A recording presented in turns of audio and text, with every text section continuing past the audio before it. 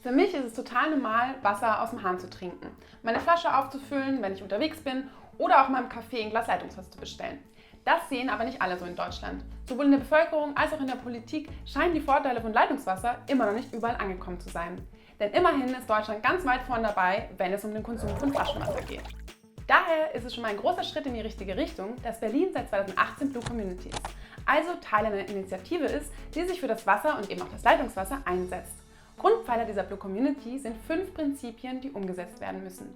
Wenn ihr noch mehr zu dieser Blue Community und den Prinzipien wissen wollt, schaut euch gerne unser anderes Video dazu an. Ein Prinzip dieser Blue Community wollen wir uns heute genauer vornehmen. Leitungswasser statt Flaschenwasser. Wir wollen herausfinden, wie gut Berlin dieses Prinzip schon umgesetzt hat. Ist Leitungswasser in Berlin überall verfügbar? Welche Möglichkeiten haben wir unterwegs und woher kommt eigentlich das Leitungswasser in Berlin?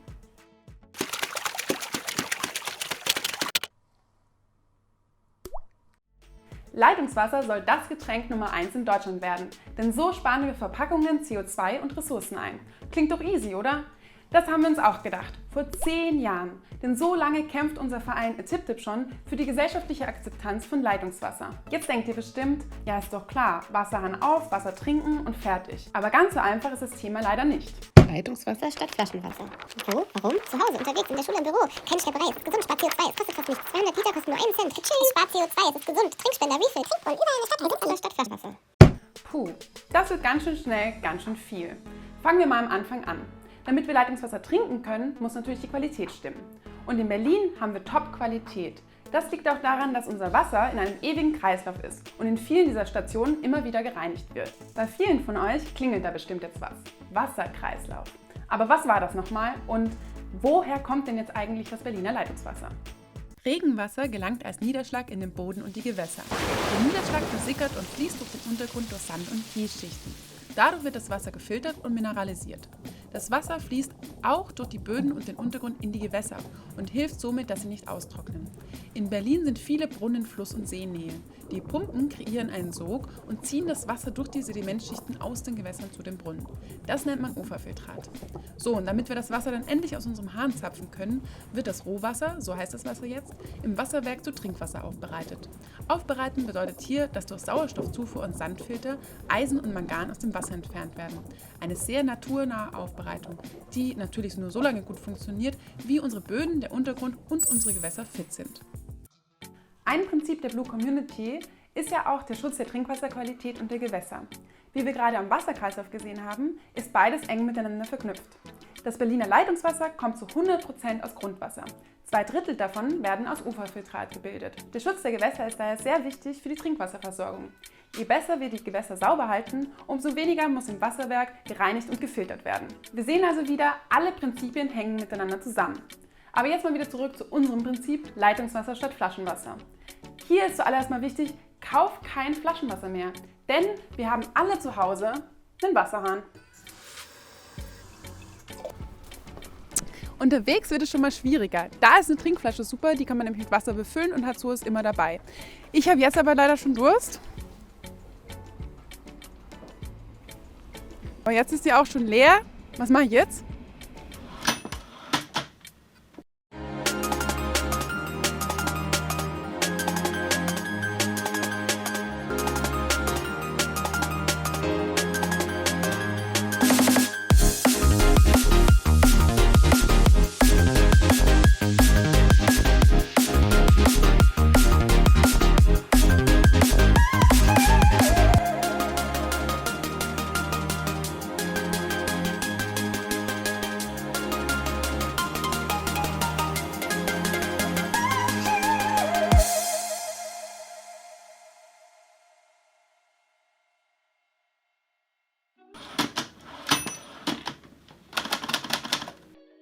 Hi Silke, du bist ja bei den Berliner Wasserbetrieben verantwortlich für das Trinkbrunnenprogramm. Ihr baut solche Trinkbrunnen wie diesen blauen oder silbernen Trinkbrunnen in Berlin.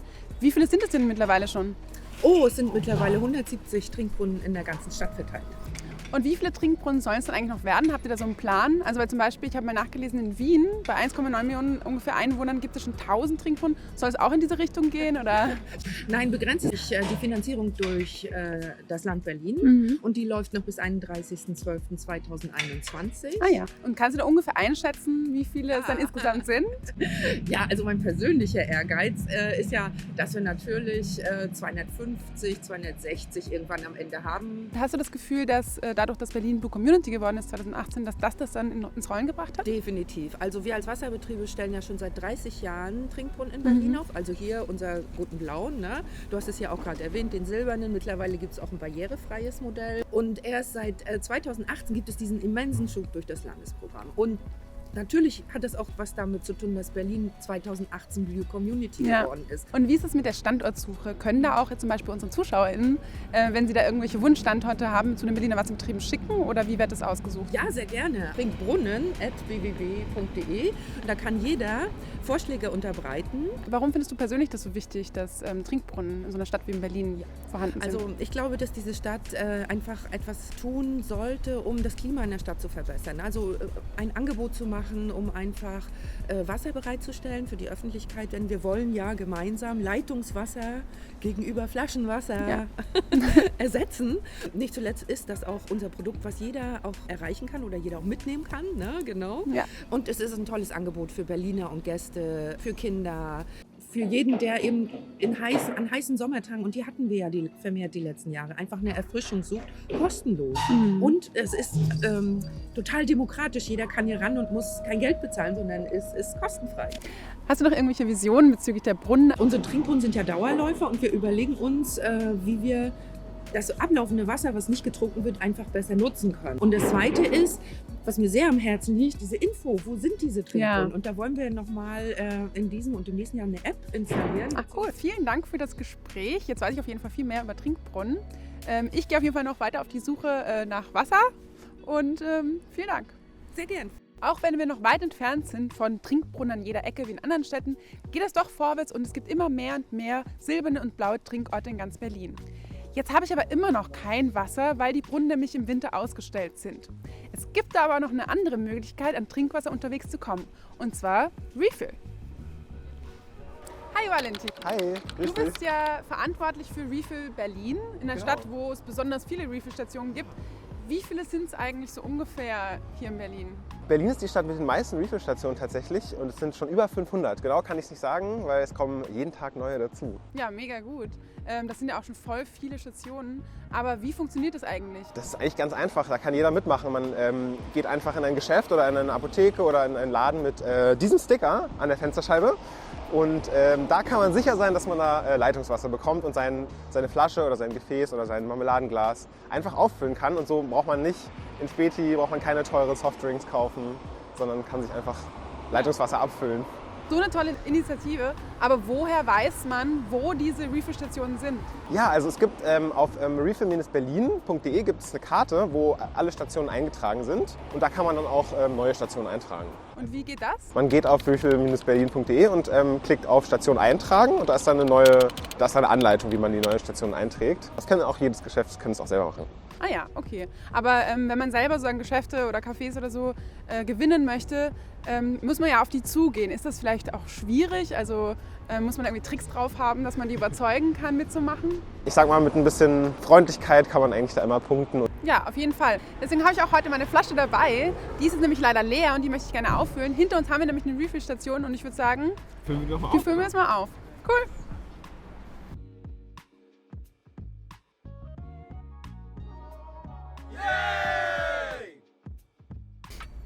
Beim Prinzip Leitungswasser statt Flaschenwasser geht es aber nicht nur um uns als Zivilbevölkerung, sondern auch um politische und öffentliche Institutionen, Veranstaltungen und Einrichtungen. Berlin zum Beispiel als Blue Community darf bei kommunalen Veranstaltungen und Einrichtungen kein Flaschenwasser austeilen. Lasst uns das mal überprüfen. Georg, du warst ja dabei, als die Blue Community Berlin ins Leben gerufen wurde. Wie läuft es bisher? Ja, gut läuft's. Das Prinzip Leitungswasser vor Flaschenwasser, das beinhaltet ja auch, dass in kommunalen Einrichtungen und Gebäuden auch auf Leitungswasser umgestellt werden müsste. Vielleicht zuerst, was sind eigentlich kommunale Einrichtungen und Gebäude? Ja, kommunale Gebäude sind die uns allen gehören, den Bürgerinnen und Bürgern. Vor allem natürlich das Rathaus, aber auch Behörden und Schulen. Ganz, ganz viele Schulen in Berlin. Und da wollen wir jetzt ran, gerade in Schulen haben wir gesagt und in Rathäusern, da sollen auch nicht nur Wasserbrunnen, sondern auch Wasserspender installiert werden. Und bei den Schulen wollen wir noch eins draufsetzen und Bildungsangebote anbieten, damit mit den Kids nicht nur gesagt wird, hallo, da steht ein Wasserspender, holt euch mal Wasser, sondern auch erklärt wird, warum Wasser so kostbar ist. Aber du als Politiker bist ja auch häufig in politischen Kreisen unterwegs und hast du das Gefühl, dass so bei Pressekonferenzen und sonstigen Gesprächen, Diskussionen, dass da auch schon auf Leitungswasser umgestellt wurde? Nee, das reicht mir noch überhaupt nicht, was da passiert. Das, was wir in Berlin geschafft haben, ist, dass fast keine Plastikflaschen mehr benutzt werden für Wasser. Also man ist auf Glasflaschen umgestiegen. Das ist ökologisch schon mal ein kleiner Fortschritt. Aber natürlich bei stillem Wasser gerade, da muss es aus der Leitung kommen und da haben wir noch viel zu tun. Und hast du das Gefühl, dass alle Politiker in Berlin Bescheid wissen, dass Berlin eine Blue Community ist? Nee, leider nicht. Bei mir in der Fraktion habe ich dafür geworben und gehe den Leuten auch ein bisschen auf den Senkel, wenn jemand mit einer Plastikflasche kommt und daraus Wasser trinkt, was ich aber lange nicht erlebt habe. Bei den anderen Fraktionen, glaube ich, braucht es noch ein bisschen. Ja. Und wird da irgendwie was gemacht, dass mehr Politikerinnen davon Bescheid wissen? Also ich glaube, es ist ja schon wichtig, dass die Blue Community Berlin besonders da auch bekannt ist. Wir haben jetzt im Umweltausschuss eine Besprechung dazu, eine Anhörung beantragt, um uns nochmal gemeinsam das Thema vorzunehmen. Dann wissen auch die Umwelt-, Klima- und auch die VerkehrspolitikerInnen, die sitzen nämlich alle zusammen in einem Ausschuss, darüber Bescheid. Und hast du noch Visionen für die Zukunft der Blue Community Berlin und vor allem das Prinzip Leitungswasser vor Flaschenwasser? Aber wir müssen uns auch trauen, mal Ordnungspolitik anzuwenden. Es kann doch nicht sein, dass stilles Wasser in Plastikflaschen verkauft wird. Da brauchen wir den Mut zu sagen, das geht nicht mehr. Im Mariannenkiez in Kreuzberg, da wird mit den Gewerbetreibenden schon gesprochen, gesagt, nehmt das bitte aus dem Angebot, das will ich in ganz Berlin. Ja, perfekte Idee. Vielen Dank für das Gespräch. Unsere Politikerinnen müssen auch noch einiges verändern, damit Berlin alle Prinzipien voll und ganz umsetzt. Anstatt bei jeder Pressekonferenz Flaschenwasser auf den Tisch zu stellen, wie wäre es mal mit einer Karaffe Leitungswasser und ein paar Zitronenscheiben? Leitungswasser vor Flaschenwasser zu unterstützen, machen wir natürlich nicht nur in Berlin. Hier sind mal ein paar coole leitungswasserfreundliche Ideen aus anderen Städten, die wir uns noch abgucken könnten. Hallo zusammen, ich bin hier in Zürich und wir haben hier auf jedem Gleis einen Trinkbrunnen mit Leitungswasser. Seht ihr, da drüben haben wir auch einen, da. Und das ist wahnsinnig cool, weil so kann ich nämlich überall und immer mein Wasser auffüllen, wo immer ich will. Hier in Wien haben wir 1000 Trinkbrunnen. Teilweise auch so neue wie der hier, die man auch irgendwie verschieben kann und abbauen und aufbauen kann an verschiedenen Orten, wo sie gebraucht werden. Wo man die Möglichkeit hat, sich die Wasserflasche aufzufüllen und zu trinken. Und im Sommer gibt es auch die Möglichkeit durch einen Nieselregen, dass man sich gut abkühlen kann. Here we are in Brooklyn, New York at Prospect Park. We have these devices in the park. The water runs all year long and this is how we do it here. Und hier merken wir mal wieder, wie wichtig internationale Vernetzung ist. Denn wir können von unseren WasserfreundInnen noch jede Menge lernen. Sich als Stadt zur Blue Community und ihren Prinzipien zu bekennen, ist schon mal ein guter Anfang. Um in Berlin aber das Prinzip Leitungswasser vor Flaschenwasser zu verwirklichen, muss noch jede Menge getan werden. Wir können auch jede Menge dazu beitragen, indem wir zum Beispiel unterwegs Refill-Stationen und Trinkbrunnen nutzen. Die Politik kann ihre Vorbildfunktion nutzen und bei Veranstaltungen Leitungswasser ausschenken, mehr Geld in die Förderung von öffentlichen Trinkorten stecken und sich klar positionieren. Wir sind mitten in einer Wasserwende und hoffentlich bald eine leitungswasserfreundlichere Blue Community Berlin.